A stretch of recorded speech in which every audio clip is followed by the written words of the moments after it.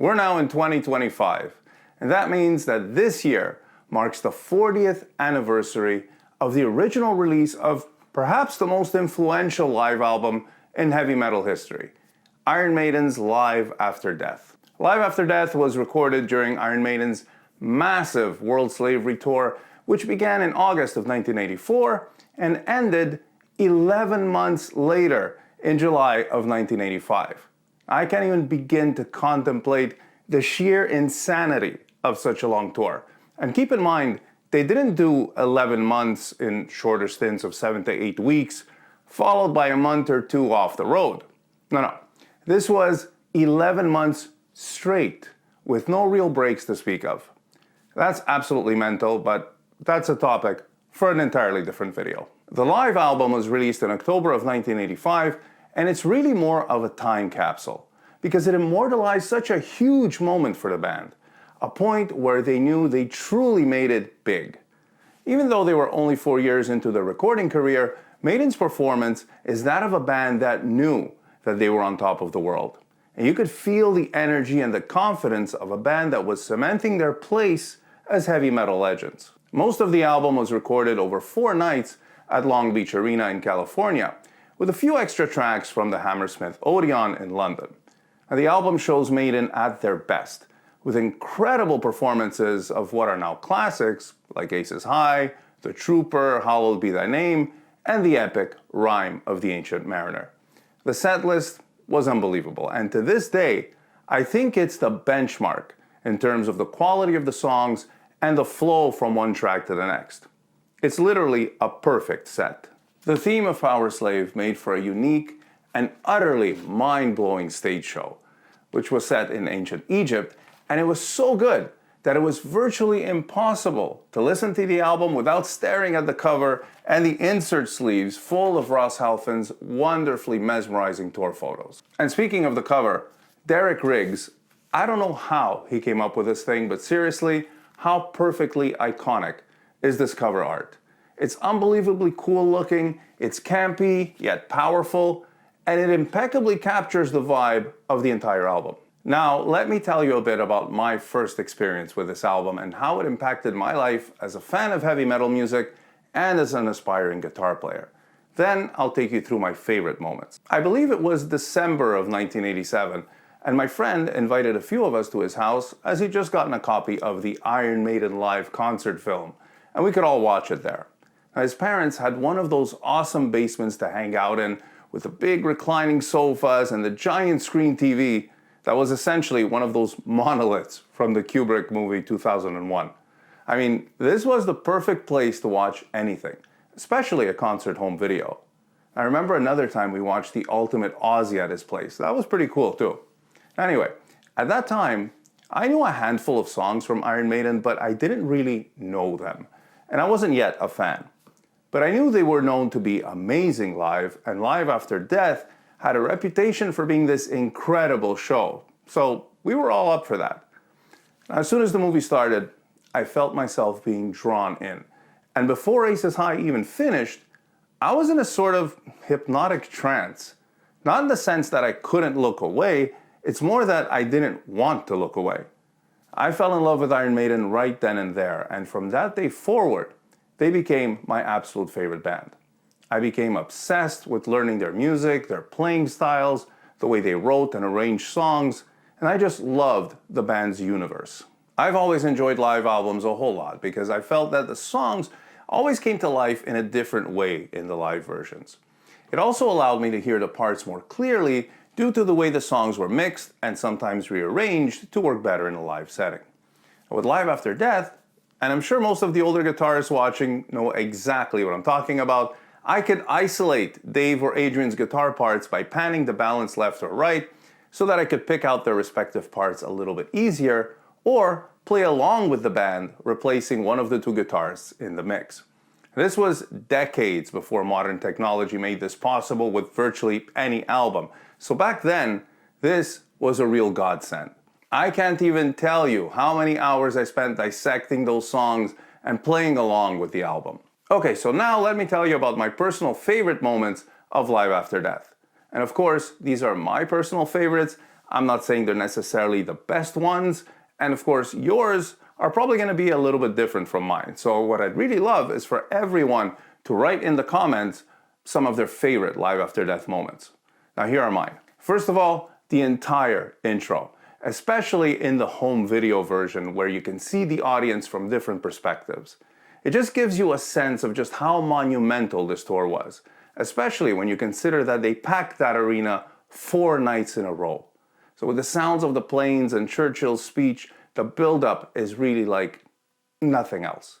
When the pyro goes off and the band starts playing Aces High, the excitement of that moment is truly palpable.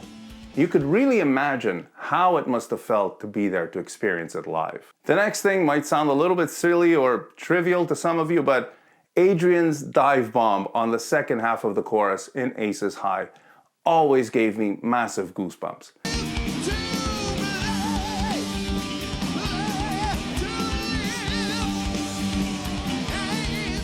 To me, that is the most perfectly placed whammy bar dive ever. And the fact that Adrian hits the harmonic in the lower octave for this live version, that just makes it even better. I can't even explain why I feel so strongly about it. Maybe it's because it's just a different enough version from the album, or maybe it's because I think it sounds more like a plain diving. But it's probably just a feel thing, but either way, I still get goosebumps when Adrian hits that dive bomb.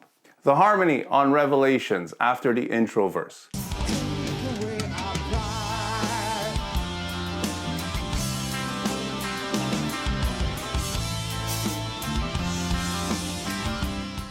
This is a beautiful, dreamy, harmonized melody to begin with, and it's one of those things where it just really comes to life in a live setting where the instruments are not all compressed and you're getting more of that separation instead of the overall sound that you hear on the record.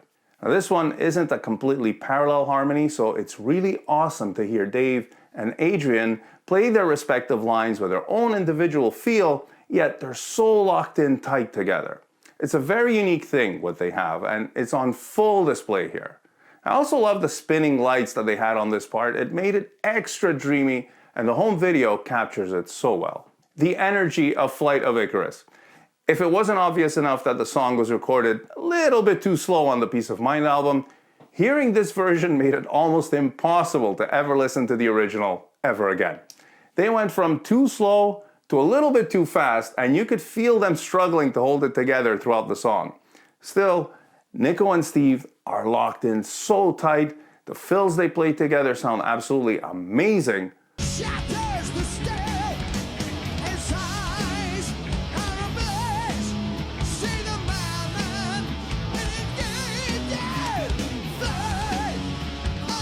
And poor Dave Murray at the end, he had to play an already fast legato lick at that ridiculous speed, but it just made it that much more exciting.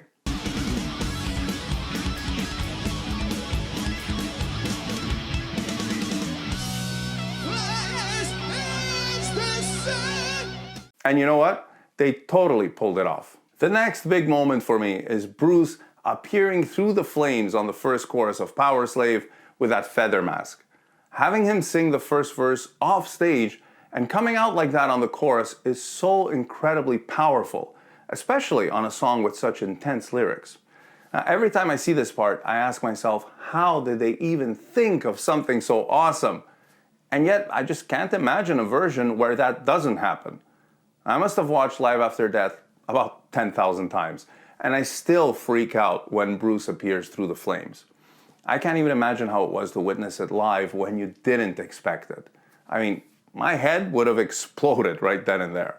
Rime of the Ancient Mariner, and here I'm talking about the whole song. A song like this, with its really unique arrangement, is already an epic on the record. And the way they perform the song live with such speed and intensity and tight playing while still maintaining such a masterful level of fluidity, I could do an entire video on this performance alone. And if you'd like to see that, do let me know in the comments. Now for now, I won't get into the details, but I'll just say that the first time I saw this, I found the whole thing just absolutely mesmerizing. And I still do to this day. The instrumental section is particularly hypnotic, especially with the smoke, lights, and pyro. And if I had to choose a favorite moment, it would probably be the way they come out of the slow section into the guitar solos with the pyro and the light effects creating a storm sequence on stage. It's just amazing in every sense of the word.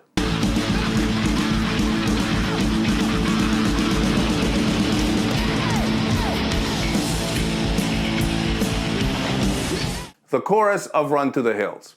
And this remains my favorite version of the song, with a more straightforward lead vocal on the chorus.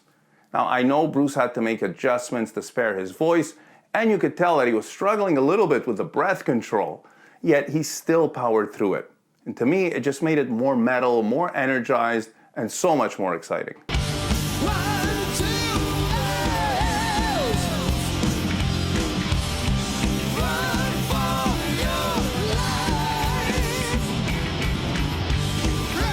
Running Free. This is the most rock and roll moment of the show, with the crowd work and all that fun stuff. Sing it! Sing it! That's better! But it's also a great performance of the song, which they made sound heavier and cooler, and the guitar harmonies really stand out.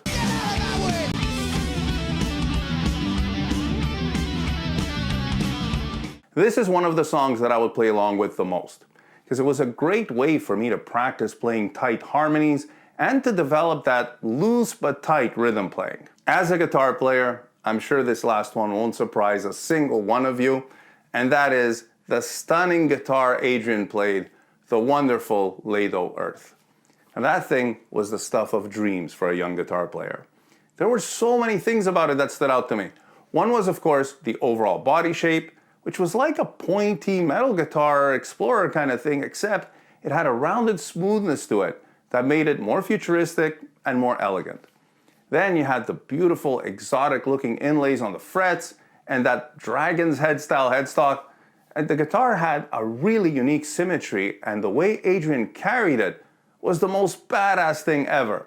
It was cool yet powerful and dignified. It's like a samurai with a drawn sword. Last year, decades after having my young mind blown by that guitar, I finally got my own Lado Earth. And to be honest, I still can't believe that I own one of these. And there isn't a time when I play it and don't end up just staring at it for a while. It's an instrument that I always pick up with a feeling of awe and gratitude.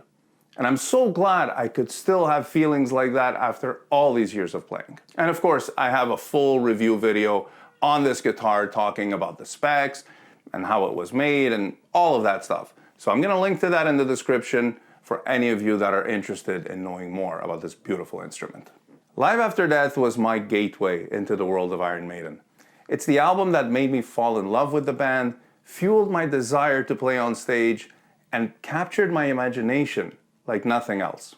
It was a huge part of my development as a guitarist, and it holds so many incredible memories from that time in my life. To celebrate its legacy, I'll be making more videos about it throughout the year, maybe breaking down a song or two, exploring their live arrangements, and maybe even a full guitar cover. Let me know in the comments what you'd like to see. That always helps me to create the content that you want. Thank you so much for watching, and stay tuned for more licks of the beast.